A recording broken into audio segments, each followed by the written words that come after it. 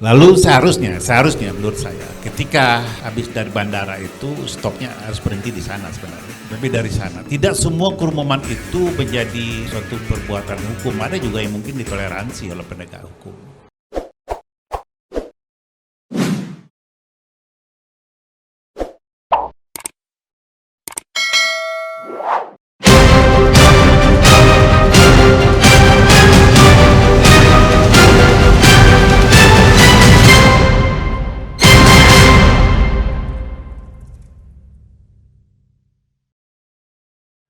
Bung Kapitra Ampera ya, mudah-mudahan ada kaitannya dengan Ampera Jembatan Musi.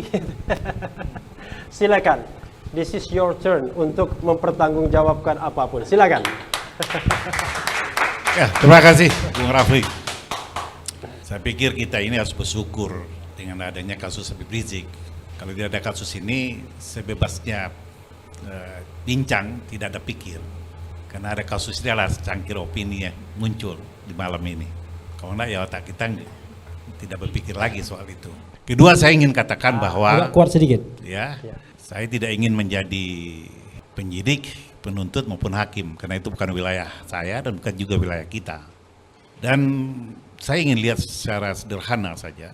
Ada aturan hukum di sini. Apakah dalam kasus ARS itu tidak ada aturan hukum yang dilanggar? Karena apakah yang diajukan mulai dari penyidikan, dakwaan, penuntutan, dan putusan itu tidak ada landasan hukum. Itu yang pertama. Yang kedua, harus dibedakan antara penegakan hukum dengan aturan hukum. Dengan apa? Penegakan hukum dengan aturan hukum. Dan aturan hukum, oke. Karena kalau bicara penegakan hukum, kita bicara tentang institusi.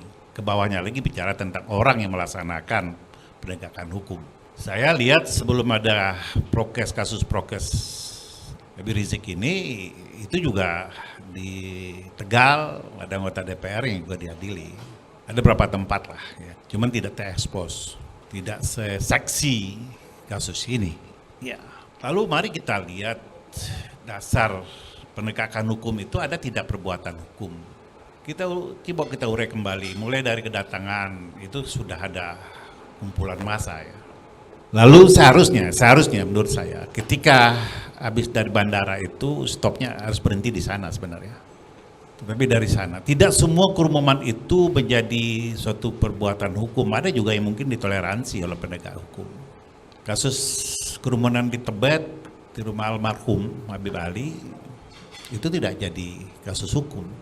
Tetapi mulai dari sana kan ada perbuatan hukum yang mengundang untuk datang, katakanlah menurut putusan hakim itu adalah bukan perbuatan menghasut, tapi mengajak orang untuk berkerumunan. Mulai dari sana, lalu satu hari itu langsung terus ke Megamendung, lalu balik lagi ke Petamburan. Saya pikir apakah itu ada perbuatan hukum yang dipayungi oleh aturan hukum? Harus kita lihat yang jernih. Kedua, aturan perbuatan hukum itu menjadi domainnya atas perdebatan hukum tentang pikiran-pikiran, asumsi-asumsi telah terjadinya pelanggaran hukum. Kayak ini masuk kepada ranah institusi penegak hukum, maka perdebatannya ada di sana. Di sana ada institusi penegak hukum namanya penyidik. Penyidik itu bukan sesuatu yang final atau istilah Rocky finish. Karena penyidikan itu diuji oleh kejaksaan. Dalam Integrated Criminal Justice System, penyidik tanda kutip itu tidak lebih dari anak buahnya kejaksaan atau penuntut. Makanya berkasnya diuji sama kejaksaan. Kalau belum memenuhi unsur hukumnya, maka dia dikembalikan. Harus dipenuhi, terus begitu. Sampai kejaksaan melihat bahwa ini telah terpenuhi aturan hukum terhadap pelanggaran hukum itu sendiri. Naiklah dia kepada kejaksaan, kan di situ selesai penyidikan. Kalau itu menjadi ranahnya penuntut, maka berdasarkan itulah dia buat dakwaan. Apakah itu selesai? Enggak. Dan itu diuji. Pengadilan tempat menguji perdebatan hukum itu sendiri. Semua pihak baik dari penuntut maupun dari pihak terdakwa maupun pengacaranya punya kewenangan yang sama untuk mengujinya. Punya momen yang sama. Kalau penuntut umum mengajukan bukti-bukti dan saksi-saksi serta ahli, pihak terdakwa juga punya hak untuk mengajukan bukti-bukti, saksi-saksi, dan ahli juga, termasuk Bung Rafli sebagai ahli. Di situ hakim menilainya. Pada kasus Petamburan dan Megamendung, hakim mengatakan bahwa telah terjadi perbuatan melanggar hukum yang ancaman hukumannya adalah 1 tahun maksimal jika dipakai undang-undang tentang kesehatan itu pasal 94. Pasal 93. 93. Ya. Dan dia dihukumlah 8 bulan, berarti di bawah ya ancaman maksimal. Hakim juga melihat bahwa 160 tidak ada perbuatan hukum di situ. Yang diasumsikan oleh penuntut dalam tuntutannya, dakwaan dan tuntutannya bahwa telah ada perbuatan hukum yang menghasut orang, hakim melihat tidak ada perbuatan yang menghasut. Maka dia dibebaskan dari tuntutan penuntut umum tentang perbuatan menghasut. Sehingga dia dikenakan ya pasal 93 itu undang-undang kesehatan. Apakah itu bertentangan dengan hukum? Tidak. Apakah ada atur hukumannya? Ada. Apakah ada perbuatan hukum? Ada. Perdebatan hukum selesai ketika hakim memutuskan bersalah atau tidak seorang. Di Megamendung ada kerumunan, ada perbuatan, ada aturan hukum dilanggar, ada. Tapi putusannya adalah cuma denda 20 juta. Itu diskresinya hakim. Karena hakim yang punya kewenangan untuk menilainya. Jadi apa yang kita perdebatan ini ya harus diuji oleh pihak ketiga. Itu disebut pengadilan. Dan saya lihat pengadilan sudah mengujinya. Dan itu realitas, putusan itu realitas dari segala perdebatan hukum itu. Sehingga diputuskan sesuatu yang saya pikir itulah finalisasinya. Nah, kalau ada upaya banding dan sebagainya, itu emang upaya hukum yang disiapkan oleh konstitusi. Ya, semua pihak bisa memanfaatkan itu. Ya, semua pihak bisa memanfaatkan itu. Dan kita lihat, inilah realitas hukum yang saya pikir ya telah terlaksana. Puas dan tidak puas itu tergantung kepada individunya, dari mana kita berdiri, dari mana kita melihatnya. Dan kalau tidak puas ada upaya hukum lain. Upaya hukum lain itu terbuka untuk semua pihak dan bisa diuji oleh semua pihak. Kalau kita di luar memperdebatkannya, tidak ada pengaruhnya atas putusan itu. Kalau di luar kita berteriak tentang putusan hukum dan sebagainya, kalau itu tidak masuk ke meja majelis hakim, apakah itu dalam bentuk kesaksian? Saya juga maaf, ini ibu-ibu bapak-bapak waktu diadili kok nggak muncul jadi saksi.